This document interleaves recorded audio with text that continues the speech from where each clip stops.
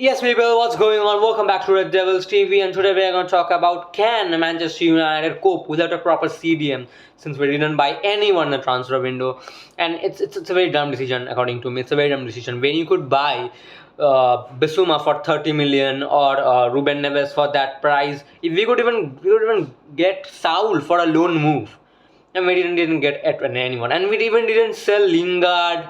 We didn't even sell Pereira. There are a lot of players we could sell. We didn't even sell one of the goalkeepers also, and now there's an excuse that we didn't have enough funds because we assigned Cristiano Ronaldo. But the thing is that Ronaldo will pay for himself through the shirt sales, through the merchandises, through the sponsorship deals. He will pay. He will pay. He will pay his deal by the money, the revenue which United gets. Simple as that. So there's no excuse for not getting a CDM. But there's no point in moaning about not getting a CDM. And I think it's highly unlikely that we get a CDM in January transfer window. I don't think so, because United don't really buy anyone, and when they buy, it's actually crap. Last time it happened was Bruno Fernandes, but it was very good deal.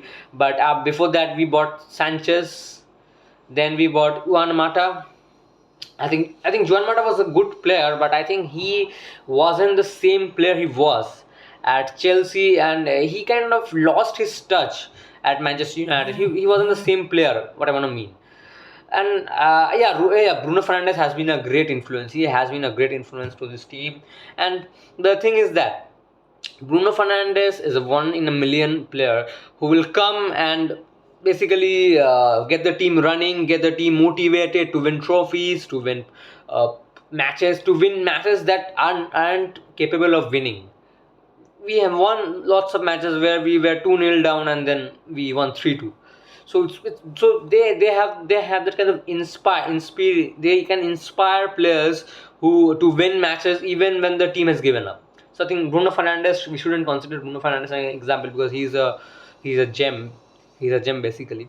So let's get into the analysis. And getting into the analysis, we have four options, which is Donnie Van Der Beek, uh, Scott McTominay, Fred, and Nemanja Matic.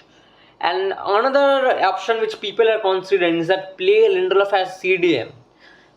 I think it's not a bad idea, but I don't think it's a good idea as well, because yeah, I get it that he can play the long balls from the back. He has good passing visions. He could pass the ball well, but he has two traits missing for a proper CDM. For a CDM who has to hold the midfield on his own and defense the basically give a proper shield to the defense, he doesn't has that. He lacks physicality, and we have seen that time and time again. He lacks the pace too. That's why we bought Varane. If he had the pace, he would complement Maguire, and he didn't. That's why we had to buy another center defensive midfielder. We had to buy a center back in the form of Varane. But the thing is that a CDM has to be fast, and a CDM has to have some good physicality. I mean, he can shoulder push players off from the ball, and that's what Lindelof can do. He will get bullied if we play him in the midfield. He will be a very good provider. I think he can even up the ante. He can even up the tempo. The tempo will be fast with him playing in the midfield. But I think defensively, I think he won't be able to sit. I think he won't be able to sit guarding the defense, and he has to see a CDM is a number six who has to sit consistently through the 90 minutes in front of the defense, and he has to play, and he has to be energetic. Lindelof is not that energetic. He kind of feels tired after the halfway match, and he doesn't get the ball cleared, and so I think he's not a good option at all. And after that, we have Nemanja Matic. I think there's not much to say about Nemanja Matic. I think Matic is done. Matic is done. I mean, he's done in the Premier League. I think he has some few years in the Serie or the French league, maybe where the tempo is slow and where players are more focused on defending rather than attacking. And basically, we are a counter attack FC. Ole's whole philosophy is based on counter attack. So we need to have a center defensive midfielder who can up the ante and who can with whom the passing range will be good, because we need to have a high tempo. We need to have a high tempo, because if you take a touch, hop around and then give the ball, the tempo is lost and the spaces are closed. That's why we need a high tempo player who can actually get this who can actually take a touch and then pass the ball. It's not like it's like a hot potato. When you get the hot potato, you pass it to someone else. It's like that. We don't need to be like a black velvet cake. That yeah, we keep it. Yeah, keep it. It's not like that. The ball has to be passed after taking one touch, or a lot of center defensive midfield like Kimmich, Kante, they pass it before they analyze the positions. They have so much vision that they analyze the positions their teammates are in, and when they get the ball, they pass it through. I have seen Rodri do that. People are saying that Rodri is not a good person. He's not a holding midfielder who can shield the defense on his own. But I think he does a great job, and if we had him at United, I think we would have won the league. I think we can win the league, not won the league. I think we could have won the league last season, and we would definitely be a contender above Manchester City if we had a proper CDM and a CDM like Rodri. So I think Nemanja Matic can do it in the cup games, especially in the Carabao Cup and the FA Cups in the first stages, and not in the latter stages, because I don't think that. See, many people are saying that don't win the cups, only prioritize on Premier League and Champions League. But there is a reason why I objectify to this. I don't support this cause. See, because we don't have a team like Bayern Munich or Chelsea that we can challenge for that. There is some necessity that we will win the league or the Champions League. There is no guarantee of that. So I think we need to give some focus on the cups also, because we cannot afford another trophyless season. It's already been 4 trophyless seasons, so we need to win a trophy. It's urgent as hell. It's the must. It's the first priority, because Ole has spent almost near 400 million, almost 13 to 15 players have been brought, and almost a new team has been brought. People don't realize it that under Ole we have brought a team, a full team, and a half bench. So people need to start understanding this, that even though the quality of some of those players are not up to the point where we need them, but still we bought a whole team and a half bench. So people do need to understand that trophies do matter. And under Ole we had 2 trophyless seasons. So there has to be some accountability on that. So I think we need to, and I would rather win the FA Cup and the Carabao Cup and finish third than I would finish trophyless and finish second. I don't prefer that. I would rather prefer to win some trophies and then finish third or fourth. Like Chelsea finished fourth, but they won the UCL, and we finished second. Who had the better season? Chelsea, of course. That's the thing. If you win trophies, it's kind of a good thing, because at least it shows that at least you got rewarded after the hard work, after working for a year, and then you got rewarded by something. Yeah, it's not at the same level, at the same magnitude as a Premier League or a Champions League, but it's still some silverware which this club is dying out for. And basically the thing is that after some time, the lack of silverware will actually affect our finances. And I have already heard a lot of things about a lot of sponsors actually can't guarantee a sponsorship with Manchester United because of the lack of silverware we are having. Yeah, I mean, Manchester United will always be a great brand. It will never fall off as a big club.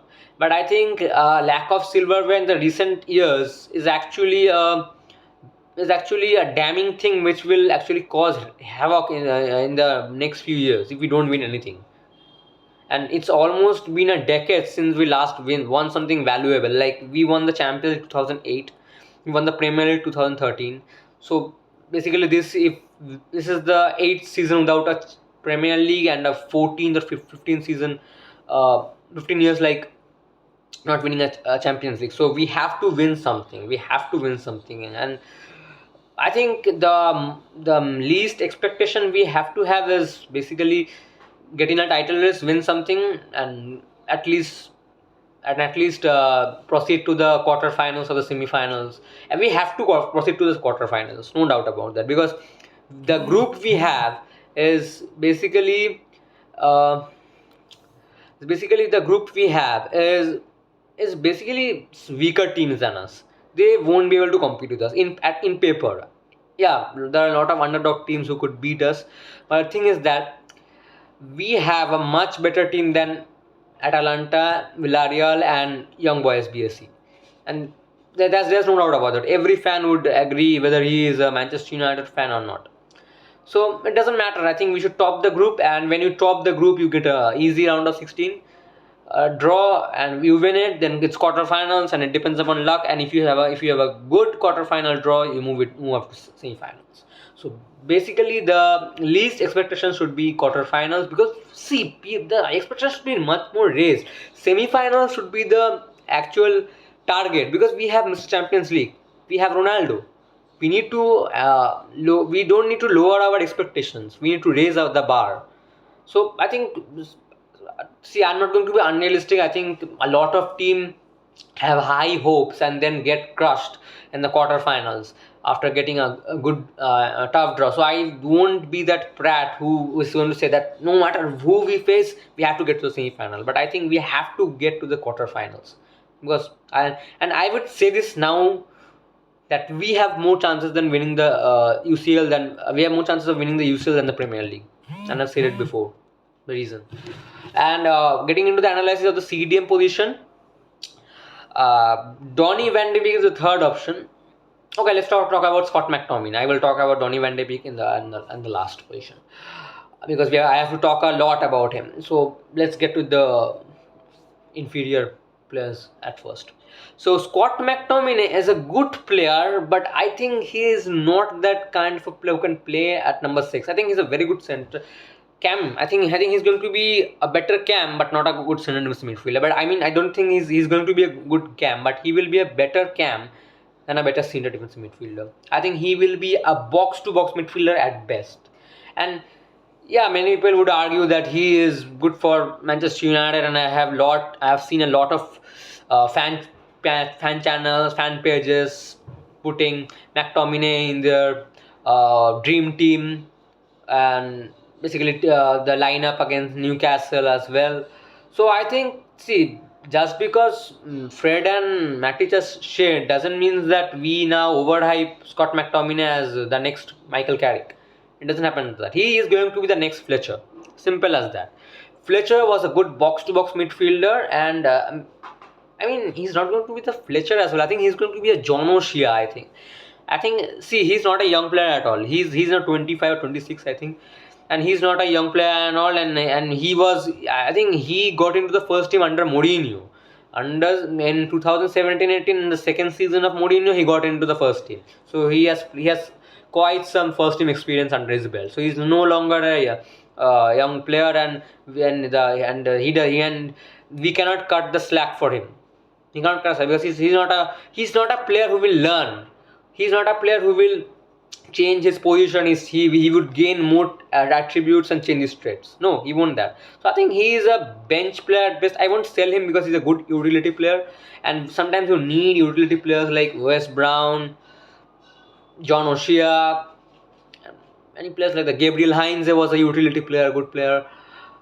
Teddy Sheringham was a good backup player. So I think sometimes you need this kind of players to blend into the team, because if everybody wants to be the starters, then who will be the backup basically, and there will be a lot of turmoil. So I think we need this kind of players, but I think he's not a starter. He is definitely not a starter for Manchester United, and if he is a starter of Manchester United, I think people should stop football, should stop watching football, and they should stop playing football. More overall, they should stop playing football, because I think Scott McTominay is a very technical, limited player. He the best thing he can do is get past the box, dribble around few players, and then shoot. And sometimes it gets the goal. It goes behind the goalkeeper for a goal, and sometimes it bounces away over the post.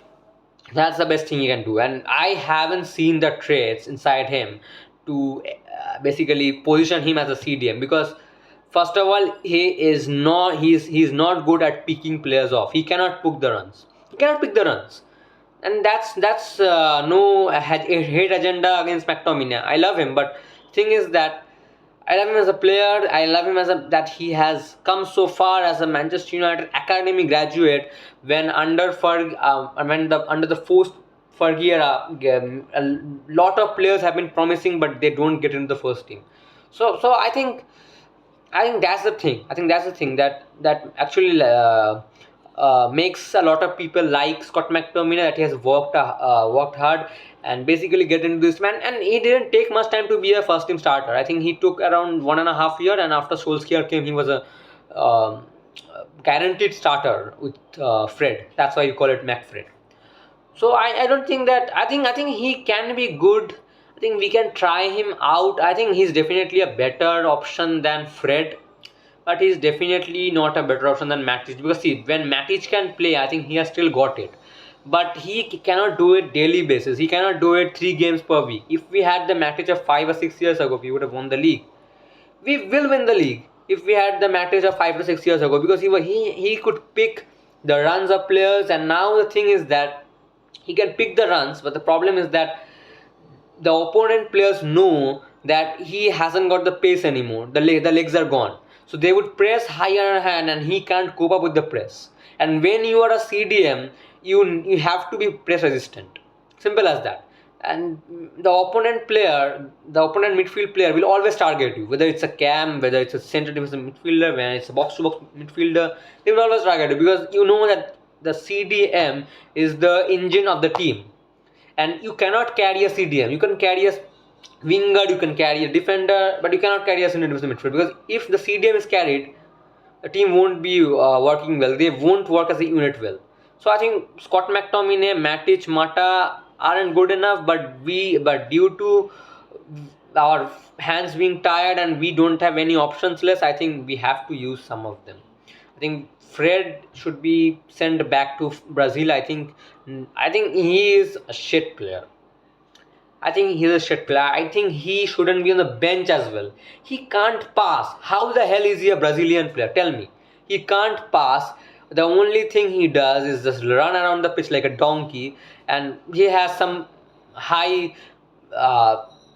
adrenaline levels which he could run the pitch for 90 minutes without touching the ball or giving a good pass. Simple as that. I think that actually sums up how Fred's playing style is.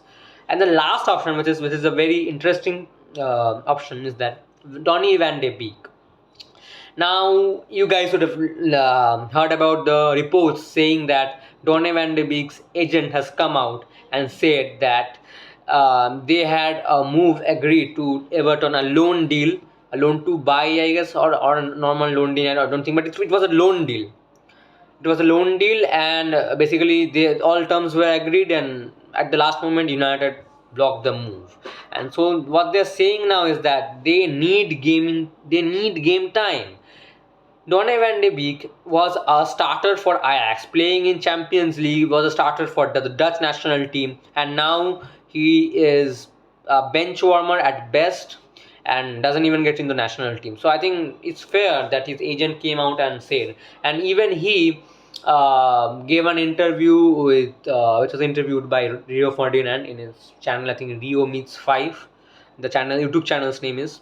So they gave an interview, and where Donny Van de Beek said is that at Ajax we are taught to play anywhere in the midfield. You can play as a centre back, you play as a scam, you play as a number 6, you can play as a number 10, you can play as a right wing, and that's what I have been saying for months and months and months, but nobody is actually giving it any attention. Is that he can play wherever he wants, and there are a lot of fans who can say that he can only play as a number 10, and we cannot drop Bruno, and that actually gives Ole an excuse that, yeah, I have Bruno and he is a good player, he's a stat padder, so I cannot play him. He can play anywhere. He said it himself that he can play as a number 6, and he even said that I know that Pogba and Bruno are playing in the midfield, but I think my best position is at number 6, not at number 8, not at number 10, not at right wing, not at any other position, number 6.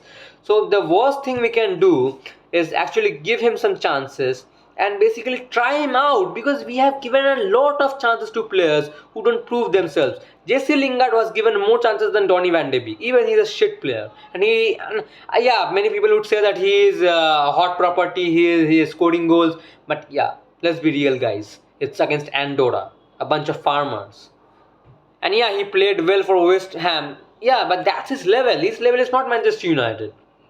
His level is not Manchester United. He won't get into any top 6 team. Maybe Arsenal, but I think it's highly debatable. I think he's a mid-table player at best.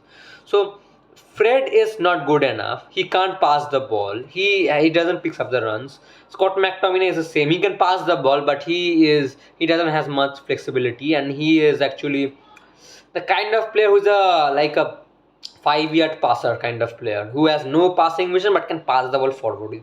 And Fred can't even do that. And Matic has all the traits but doesn't have the legs anymore. So basically, the best option we have is Donnie Van De Beek. Our thing is Ole going to take the risk and drop McFred into the bench and try Van de Beek out?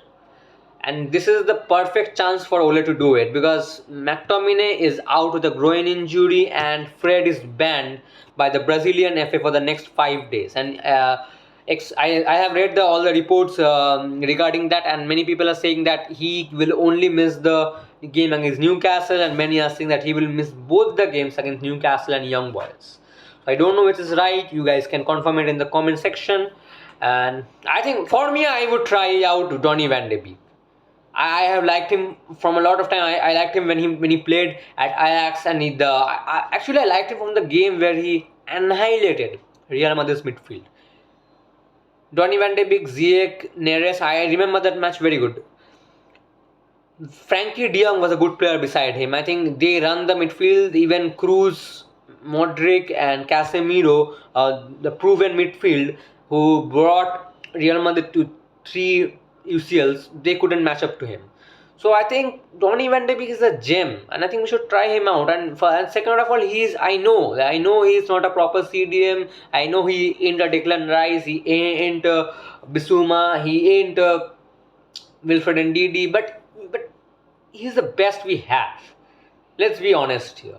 He's the best option we have, and he has said it himself that he said that I can play at number 6 given the chances, and it's up to the manager whether he gives me the chances or not. He said that promptly.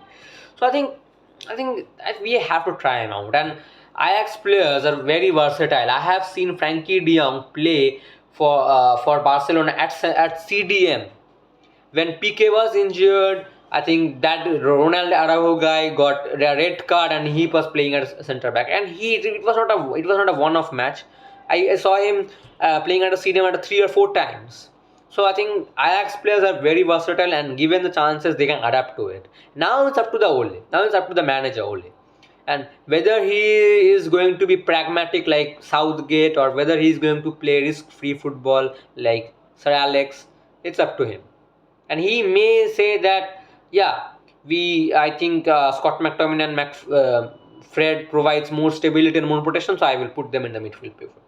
And the thing is that why I think Van de Beek is the suitable option for CDM position is that we don't have Lindelof in the centre back position again. We don't have him anymore. We have Varane. We have Champions League Varane, and he has won more trophies than we have won the last 10 years. Simple as that. So the thing is that we have Varane, so we don't need a defensive monster like Declan Rice. Yeah, I would take a defensive monster like Declan Rice or NDD, but at this moment we don't need a defensive monster because I think Donny Van de Beek would suit the job, and it's the perfect chance for him because both the CDMs are out, McFred are out, and Matic, I think he's done, man. I think he's done. I think he should decide. I think he should retire this season or move to a slower league like the French league or the Syria. So that's it. Thanks for watching the video, and if you did enjoy this video, don't forget to smash that like button and subscribe, and only if you did enjoy this video, please share because it helps our channel grow. And thanks for watching, and I'll see you next time.